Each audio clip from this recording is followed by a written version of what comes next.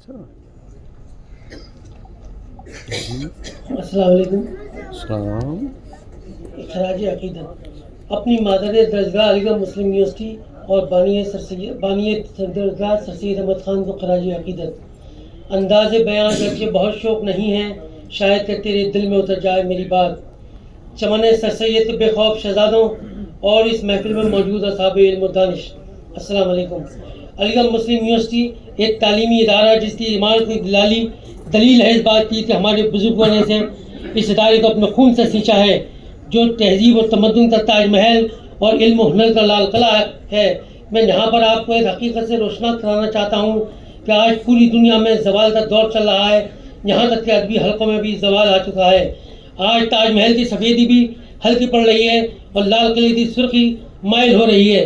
اس سب کے باوجود آج بھی علی گڑھ مسلم یونیورسٹی جو ایک تعلیمی مرکز کے ساتھ تہذیب کا گہوارہ بھی ہے، کیونکہ یہاں کی تہذیب و تمدن، طلباء کی شرافت اور ان کا ادبی ذوق، یہاں کی روایات جن کو سارے زمانے کی آندیاں بھی نہیں مٹا سکیں، آج بھی قائم ہیں. میں یہاں کے طلباء کے عزم اور حوصلے کو سلام کرتا ہوں، جس کی وضاحت ان اشعار سے کرتا ہوں. کسی مرتبہ کی خواہش نہ مقام چاہتے ہیں جو بدل سکے زمانہ، وہ نظام چاہتے ہیں جو مسرتوں سے بھر دے غم زندگی کا دامن، وہی صبح چاہتے ہیں، وہی شام چاہتے ہیں.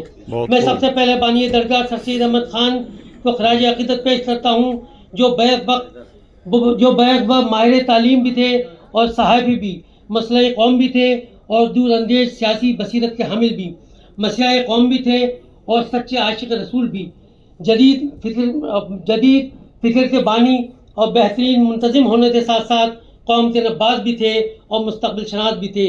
انہوں نے قوم کو اندھیروں میں شمع جلانے کا عزم و حوصلہ بخشا، ہار جانے کے بعد جیتنے کا گر سکھایا، بند گلیوں سے راستہ نکالا، کمزوری کو طاقت میں بدلنے کا ہنر سکھایا، جذبات کی جگہ عقل و دانش سے کام لینا سکھایا.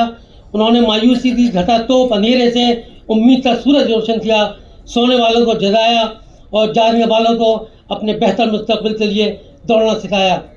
مغلیہ سلطنت کے زوال کے بعد 1857 کے حوصلہ شکن حالات میں سر سید نے قوم کو احساس دلایا کہ تم نے حکومت ضرور کھوئی ہے، مگر ہمت مرداں اور خدا کی رحمت بھی باقی ہے. انہوں نے کہا کہ اس اندھیری سرنگ کے دوسرے سرے کو دیکھو، وہاں روشنی اور امید کی کرن تمہیں ضرور نظر آئے گی. اور پھر 1875 میں مدرسہ علوم کی شکل میں لگایا ہوا سر سید کا پودا آج تناور درخت بن کر سر سید کے قول کو ہر طرح سے سچ ثابت کر رہا ہے. سر سید کی یہ تحریک جو اب عالمی تحریک بن گئی ہے، جس کا لمبا سایہ آج سرحدوں کے پار بھی دیکھا جا سکتا ہے. اس کے بعد میں اپنی مادری درگاہ علی گڑھ مسلم یونیورسٹی کو خراج عقیدت پیش کرتا ہوں، جو سر سید کے خوابوں کی جگمگاتی ہوئی زرخ تعبیر، موزن الملک اور وقار ملک کے ارمانوں کا مرکز، جوہر و گوہر کا علمی ادبی گہوارہ، راجہ مہیندر پرتاپ اور راجہ جے کرشن داس کے خوابوں کا محل. اگر تاج محل ایک بادشاہ کی اپنی ملکہ سے بے پناہ محبت کی یادگار ہے، تو علی گڑھ مسلم یونیورسٹی ایک فقیر منش انسان کی اپنی قوم، اپنی ملت اور اپنے وطن سے لافانی محبت کی یادگار ہے. یہ تعلیم گاہی نہیں بلکہ ہمیشہ رواں دواں رہنے والی ایک تحریک ہے، بہرے بیگاں ہے، جس سے اپنے پرائے سبھی سیراب ہوتے ہیں. ایک مینار نور ہے جس کی کرنیں زمین سے آسمان تک پھیلی ہوئی ہیں. میں اپنی اس عظیم الشان مادر درگاہ کو خراج عقیدت پیش کرتا ہوں.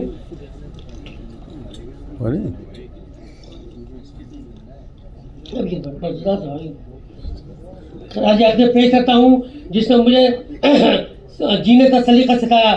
جس طرح دنیا والوں کو یہ فخر ہے کہ ہمارے پاس یہ سورج ہے، جس طرح دنیا والوں کو یہ ناز ہے کہ ہمارے پاس یہ چاند ہے، یقین جانیے کہ علی گڑھین برادری کو یہ فخر بھی ہے اور ناز بھی ہے کہ ہمارے پاس علی گڑھ مسلم یونیورسٹی ہے.